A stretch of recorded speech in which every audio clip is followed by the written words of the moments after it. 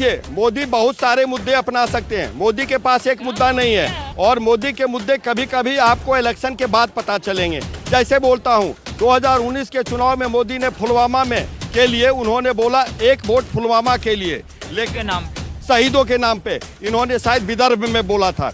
अब अयोध्या का इतिहास बता देता हूँ। अयोध्या क्या था? अयोध्या का जो खनन में जो मिला है वो तो बौद्ध मंदिर था। बौद्ध मंदिर को तोड़ करके हिंदू मंदिर बना और हिंदू मंदिर अहिल्याबाई होलकर ने बनाया। जब यदि आप सोचते हैं कि राम का नाम लेने से मरा हुआ आदमी जिंदा हो जाएगा तो पहले मुझे साबित करके दिखा दो। राम का नाम लेने से यदि बबूल के पेड़ से आम निकल जाएगा तो मुझे साबित करके दिखा दो। बकवास मत करो कि कोडरमा में ये हुआ था तो कराची में ये हुआ था। नहीं, यहाँ बताओ, नहीं होगा। कर रहे हैं हर हर मोदी, घर घर मोदी। आप हाँ, हम पूछ रहे हैं कि सबसे पहले मोदी हर हर क्या होता है, ये हर हर क्या होता है और भगवान क्या होता है। यदि आपको लगता है ना कि भगवान ने दुनिया को बनाया है तो सबसे बड़ी बेवकूफ़ी है। ये दुनिया बनी और भगवान की व्यवस्था आदमी ने किया है।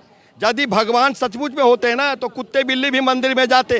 कौआ 2024 लोकसभा चुनाव बेहद करीब है। जिस प्रकार बीजेपी इस बार कह रही है कि अब की बार 400 पर, क्या इस बार 400 पार होने वाला है? अभी हम बिहार के पटना में, तमाम जनता दिखा दीजिएगा क्या इस बार 400 पार होने वाली है? क्या चर्चा? जिस प्रकार बीजेपी अभी 400 पार का दावा रख रहे हैं कि हम लोग 400 पार करेंगे, क्या जनता इस बार 400 पार ला के देगा उनको?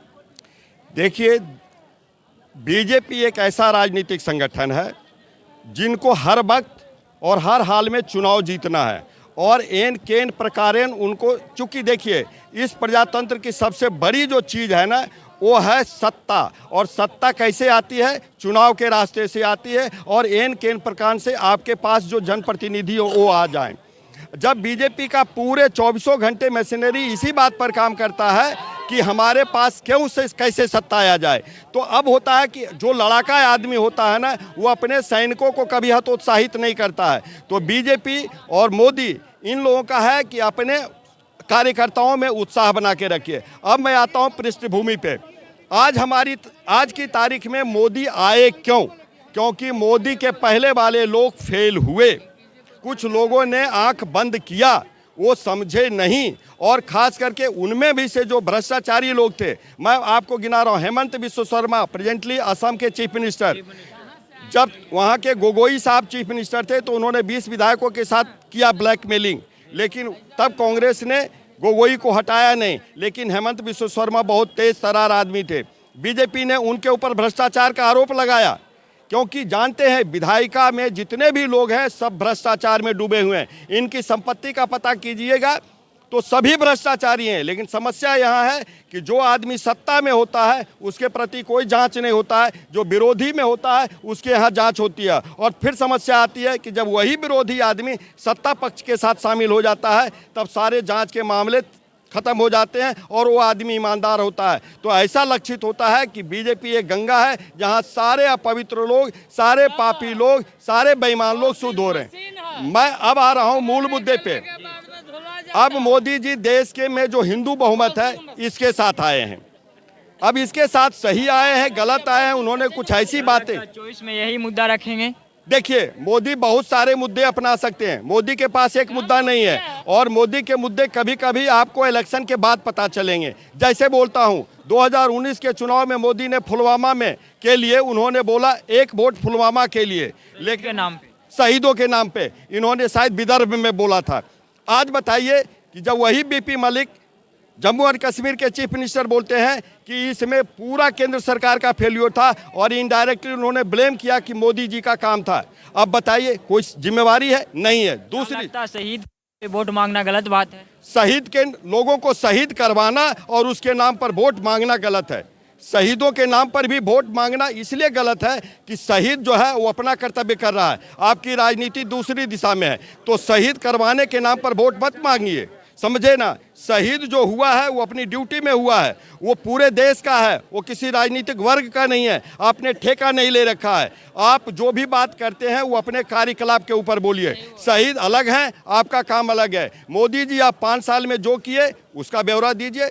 यदि लोगों की थाली में परिवर्तन आया है, 4 रोटी 1 सब्जी से 4 रोटी 2 सब्जी हो गई है, बेल आप मोदी का गुणगान कीजिए। लेकिन अब प्रॉब्लम आ गई भावनात्मक मुद्दों पे। अब हिंदू धर्म, इस्लाम धर्म, ये क्या है? ये यहाँ के लोगों के द्वारा बनाया हुआ चीज़ है। लेकिन हुआ क्या, पिछले कार्यकाल में कुछ लोगों ने लगा कि ये जो वर्तमान सरकार है हिंदुओं की दुश्मन है, हमारे मोदी जी हिंदू आ गए हैं। अब मोदी जी हिंदू आ गए तो हिंदू जनमत का क्या हुआ, झुकाव हुआ उनके तरफ और इनको सत्ता मिलती गई। लेकिन एक चीज़ याद रखिए, कभी भी धर्म ज़्यादा दिन तक टिकाऊ नहीं होता। एक छोटी सी बात आप लोग जानते हैं कि भूखे भजन न हो ही गोपाला, समझ गए ना। और जितने भी धर्म हैं दुनिया में, सारे धर्मों की लड़ाई है और ये धर्म के ठेकेदार लड़ाते हैं। आम जनता मारी जाती है, काटी जाती है, उनके हितों की अनदेखी होती है। अब तीसरा चीज़ आता हूँ मोदी जी के कार्यकाल पर, तब मैं आऊँगा 400 पार।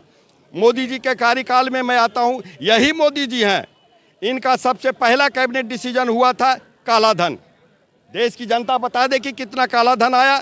दूसरा, इनका 2011 का एक स्टेटमेंट सुना रहा हूं, जब ये गुजरात के चीफ मिनिस्टर थे, वर्किंग ग्रुप के ये जब चेयरमैन थे, तब इन्होंने भारत सरकार के मनमोहन सिंह को चिट्ठी लिखा था कि मनमोहन सिंह जी किसानों को एमएसपी दे दीजिए। आज यही नरेंद्र मोदी पिछले 2 साल से किसानों को लटका रहे हैं। किसानों की जो दुर्गति है आप टीवी मीडिया पे देख रहे हैं, क्योंकि मैंने आज नेशनल केबल देखना बंद कर दिया है।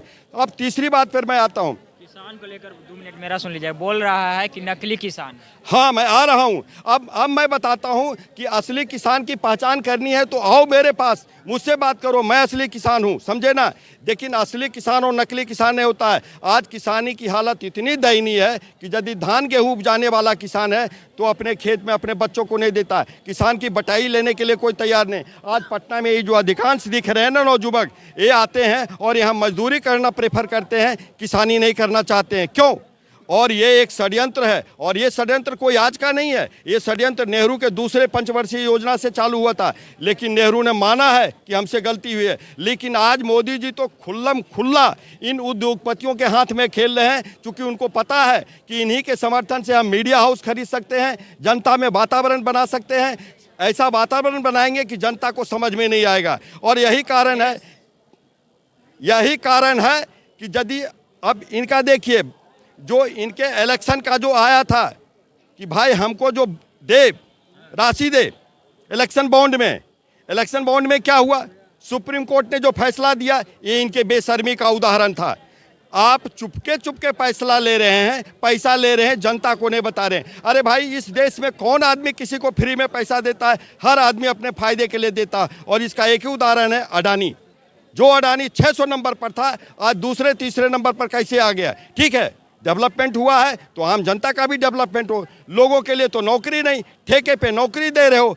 400 से डेली हिसाब से देते हैं, हमको लगता है 400 रुपया भी डेली हिसाब से ठेके पे हैं कि नया भारत बना रहे हैं। अरे नया भारत क्या बनाओगे? नया गुजरात तो आप बना नहीं पाए। बिहार के लोगों को ठगा कि मेरा गुजरात डेवलप कर रहा है, लेकिन गुजरात की सच्चाई थी कि गुजरात 500,000 साल से पहले डेवलप था। और उस गुजरात की सच्चाई ये है कि उन्होंने जो भी कंपटीशन लिया है, उस गुजरात में 11 महीने का ठेका दिया, कर्मचारियों को भर्ती किया, समझे ना। मेरे खुद घर के आदमी हैं जो 11 महीने के लिए भर्ती हुए, सारे कर्मचारी ठेके पे हैं वहाँ पे। और बड़े बड़े उद्योगपतियों के हाथ में गुजरात की अर्थव्यवस्था दे दी और उन्होंने सिर्फ प्रचार किया। इनके पास प्रचार तंत्र है। और दूसरी चीज़, देश की जनता पछताएगी।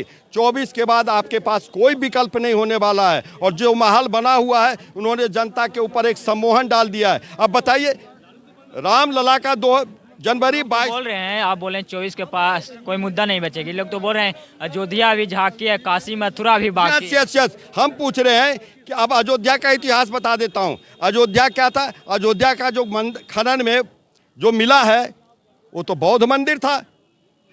बौद्ध मंदिर को तोड़ करके हिंदू मंदिर बना, और हिंदू मंदिर अहिल्याबाई होलकर ने बनाया। अयोध्या का मंदिर पहले बौद्ध मंदिर था। हाँ, क्योंकि देखिए, लोग तो बोल रहा बाबरी। अरे नहीं, उसके बाद उस मंदिर को पहले बौद्ध स्तूप, उसके बाद मंदिर अहिल्याबाई होलकर, और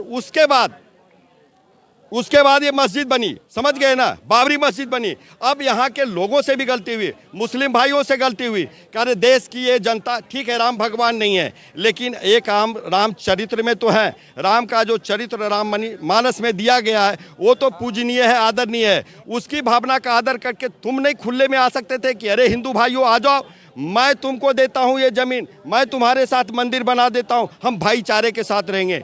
लेकिन नहीं, चूंकि मुस्लिम देश तो हमारे यहाँ से चलते नहीं हैं, उनका अलग हिसाब किताब है। इसलिए मोदी के असली समर्थक जो है, मोदी की मंशा को पूरा करने वाले मुस्लिम समाज के लोग हैं। यदि ये समझदार हो जाए कि नहीं, यहाँ हिंदू मुसलमान से काम नहीं चलेगा, इस्लाम का शासन आएगा, कोई खलीफा आएगा, इससे व्यवस्था नहीं चलेगी, हम सारे लोग इकट्ठे रहेंगे। और हिंदुस्तान में हिंदुओं ने यदि मुसलमानों को रखा है तो इसी मंशा से रखा है कि ठीक है तुम पाकिस्तान नहीं गए, यहाँ शांति से रहो, लेकिन उपद्रव मत करो, सिर्फ अपनी बात मत करो। लोग तो कह रहे हैं हर हर मोदी, घर घर मोदी। आप हाँ, हम पूछ रहे हैं कि सबसे पहले मोदी हर हर क्या होता है, ये हर हर क्या होता है और भगवान क्या होता है। यदि आपको लगता है ना कि भगवान ने दुनिया को बनाया है तो सबसे बड़ी बेवकूफ़ी है।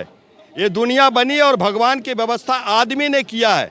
यदि भगवान सचमुच में होते ना तो कुत्ते बिल्ली भी मंदिर में जाते, कौवा चिड़िया कबूतर भी मंदिर में जाते। नहीं, ये इंसान की फितरत है। लेकिन मैं मंदिर को बुरा नहीं मानता हूँ। आपको लगता है कि आपकी आत्मा को कहीं शांति मिलती है, आपको कहीं से ताकत मिलती है, आप जाइए, मैं आपकी इस भावना का आदर करता हूँ। लेकिन अब यदि आप सोचते हैं कि राम का नाम लेने से मरा हुआ आदमी जिंदा हो जाएगा, तो पहले मुझे साबित करके दिखा दो। राम का नाम लेने से यदि बबूल के पेड़ से आम निकल जाएगा तो मुझे साबित करके दिखा दो। बकवास मत करो कि कोडरमा में ये हुआ था तो कराची में ये हुआ था। नहीं, यहाँ बताओ, नहीं होगा। कर्म ही मेन है, कर्म ही प्रधान है। हम दूसरों के रिएक्शन में कुछ बात ना करें, आपस में मिलजुल करके रहें। और मोदी की जो है तो सामने वाले लोग कौन हैं, ये यदि भरोसे के होते, लेकिन एक समय आएगा भरोसा लोगों में जगेगा, क्योंकि हर किसी का अंत होता है। मोदी का झूठ ज़्यादा दिन नहीं चलेगा। और एक चीज़ जान लीजिए, महाभारत की उक्ति मैं कह देता हूँ, महाभारत में वही अर्जुन थे, बहुत महान थे, गांडीवधारी थे, भीष्म पितामह के मुंह में गंगा लाए थे।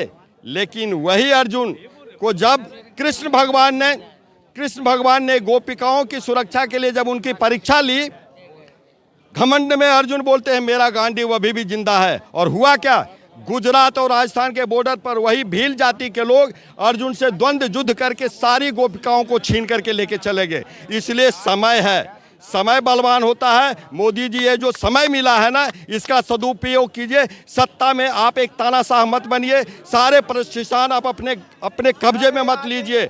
देश की जनता है, आपको बख्शेगी नहीं। आप देश की जनता का भलाई कीजिए, भला कीजिए, बेरोजगारों को नौकरी दीजिए, किसानों की हाल। और जानते हैं किसानों के पीछे एक षड्यंत्र क्या चल रहा है, किसान की फसल का कीमत क्यों नहीं मिल रहा है, क्योंकि ये जो बड़े बड़े उद्योगपति हैं, इनको चाहिए वर्किंग क्लास। वर्किंग क्लास कहाँ से मिलेगा, वो किसान के बेटे मिलेंगे, क्योंकि वो किसान के बेटे ही सीआरपीएफ में जाते थे, बीएसएफ में जाते थे, आर्मी में जाते थे, आर्मी में अग्निवीर बन गए। फर्स्ट सवाल आपसे किया था 400 पार आए, और लास्ट सवाल कर रहा हूँ, क्या 400 पार होगा? ये लास्ट सवाल है। मैं सुन लीजिए, मैं कोई इस तरह की बातें नहीं करने वाला हूं कि 400 पार होगा या नहीं होगा। इस बात की मेरे पास एक वोट है, मेरे पास एक वोट है, मैं एक वोट देता हूं। लेकिन मैं क्यों दूंगा, इस बात का मैं निर्णय करूंगा। मैं इस विवाद, क्योंकि 400 पार से नहीं होगा।